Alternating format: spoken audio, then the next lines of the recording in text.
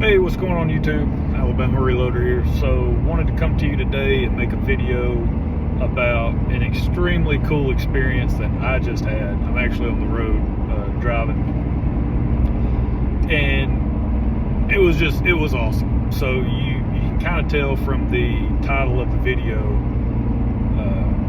sort of what this is geared around. But there's a little bit of a backstory to. We're going to call the guy Dan, okay? So Dan the man, right? That will keep the innocent, right? Protect the innocent here. So we'll call the guy Dan, right? A little bit of a backstory to how I met this guy.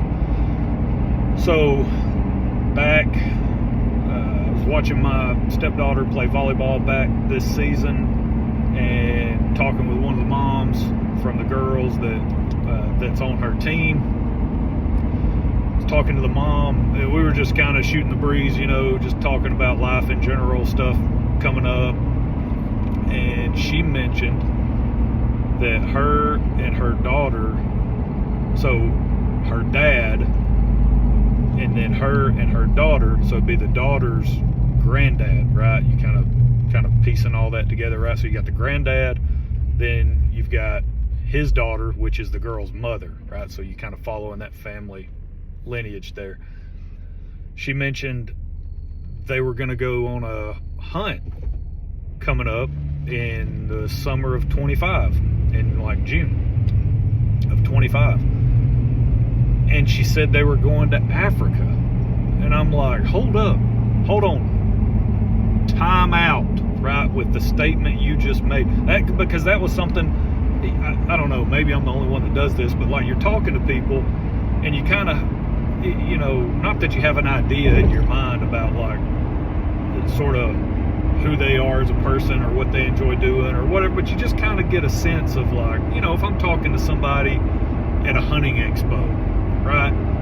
Like a Dallas Safari Club or whatever, those hunting expos, those type, you kind of get the sense that, hey, that's probably something these people like to do, right? They like to go hunt. They like to travel to other countries to hunt, exotic stuff, whatever, exotic animals, that type of thing.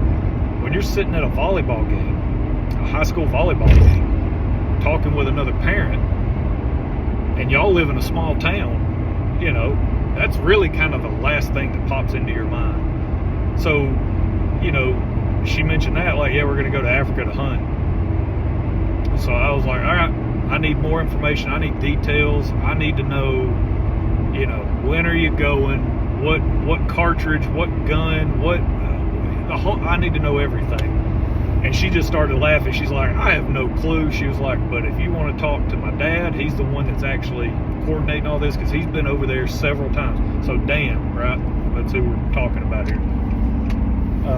So I ended up, I got his number, or she might have gave him my number. Either way, and he reached out. And so we've been kind of going back and forth, messaging back and forth and whatnot. But actually, come to find out, he was already a subscriber to the channel. So that's really cool. So he's invited me over for dinner once. Whatever it was, some reason I couldn't make it over. Couldn't make it over that time. Well, he extended another invitation, and it just worked out today where I had a window of time that, just crossed some railroad tracks, but I had a window of time where I could go hang out. And he had told me that he had a lot of taxidermy from his hunts in Africa. He's been several times. So I was really excited to see the taxidermy that he had. And I'm about to show you guys. This is just a portion of the taxidermy that he actually has in his house. So it was incredible. Such an amazing experience to sit and talk with him and listen to his stories. His stories were insane. So I want to tell you a couple of them. So first of all, there will be an animal that is in the photos. I'm going to include it anyway, but it was not killed in Africa, okay? He killed a red stag in New Zealand. I'm including that photo because that thing, it looks like an absolute beast of an animal. It is so cool. But I know the title of the video is geared toward, African game taxidermy. I got it. But the red stag that you're going to see a photo of, I'll make it the last photo that you see. He killed that in New Zealand, all right? But a couple of quick stories. It was incredible talking to him. It was amazing, right? That whole experience was so cool. Getting to sit and talk with him and see all of these incredible animals. But a couple of the stories that I found really amazing were, one of them was he killed a hippopotamus, 7,500 pound animal, right? And actually the way kind of everything worked out, it was like the day before his hunt.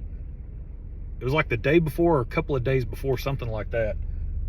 This particular hippopotamus had actually killed a local villager, a lady. She had went down to the river, and while she was down there, the hippo essentially bit her in half, attacked her. From what he was saying and describing, bit the lady in half. Okay, I can't even imagine, like, absolutely gruesome, you know what I'm saying, scenario. Well, he goes on this hunt, actually kills the hippopotamus that did this, and he said he shot it several times, but of course over there, you know, you keep shooting until the animal ain't moving, right? I mean, you just keep shooting until, right, you can't make them no deader, right? Just keep shooting. So he was dropping the hammer on it, just absolutely torched the thing. And he had a bunch of pictures of it. Now, you're not going to see any of that type of stuff because he just had photos, and he did have the teeth. I guess they're called teeth or tusks. So I don't even know. From the mouth of the hippopotamus, he actually had those set up in his house with like a photo album next to it and all this stuff. It was really cool. But that was an awesome story. And then another crazy story was one of the times he's been over there, I think he said like 12 times or something, hunting in Africa. And one of the trips, it was like him, and he had his you know, the PH, right? I guess they call him professional hunter or whatever they are, guide. A couple other guys with them. They were out there hunting, and somehow or another, they inadvertently got in between a female, I think he said it was a female black rhinoceros, and her little one, right? Like the little baby black rhinoceros. So there's white and black rhinoceros. Now, there may be more versions, whatever, species of a rhinoceros, but apparently the black rhinoceros are more aggressive than the white. Don't know. It's just what he's saying, right? So I take it as he knows what he's talking about because he was there when it happened. They somehow managed to get in between the mother and the baby inadvertently. Now, they didn't mean to do this because they weren't hunting the rhinoceros because I believe they're like an endangered species, not allowed to hunt them or something like that. But they were just kind of wandering out, right, looking for other animals to kill. Somehow got in between the mom and the baby. The mom charges them, right, like is coming full tilt. Well, the only thing you can do is get up a tree. So that's what they did. They all, you know, go and clamber up these acacia trees and start climbing. Well, of course, a bunch of thorns and stuff. And one of them jabs him like in the eyelid or something, or in the eyebrow or something. It's crazy. And then while he's in the tree, you know, the rhino takes off with the baby, whatever. Well,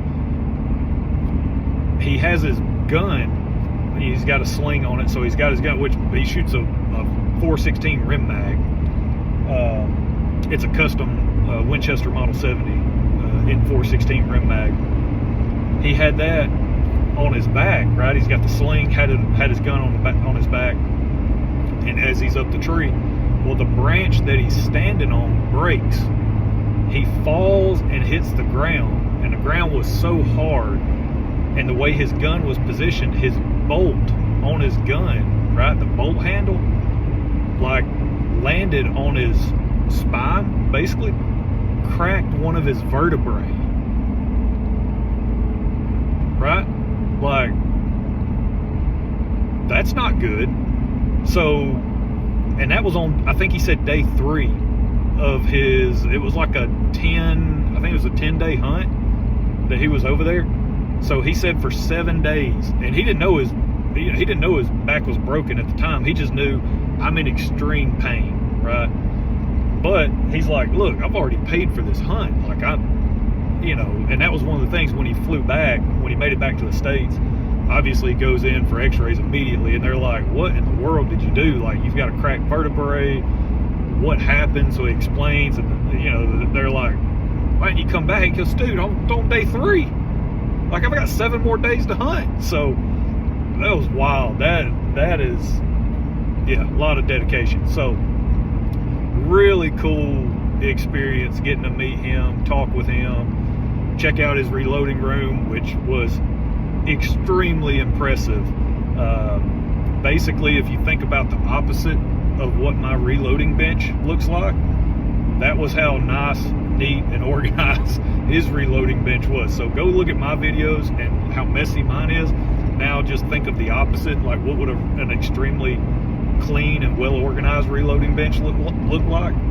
And that was his. It was so cool to see his setup and how he's got everything kind of positioned, and the equipment that he uses. It's just, he's been reloading for a long time. I think he said he's been reloading like 40 years, which is actually longer than I've been alive. So that was just really cool to see his setup, get to hear his experiences, talk with him about, listen to his stories. I ran out of time. I only had like 2.5 hours today was my time slot. So, I could have sat there for days, listening to those stories. It was just so cool. So I'm going to roll in. I only took a few photos. I'm kind of mad at myself. I didn't take more photos of what he had.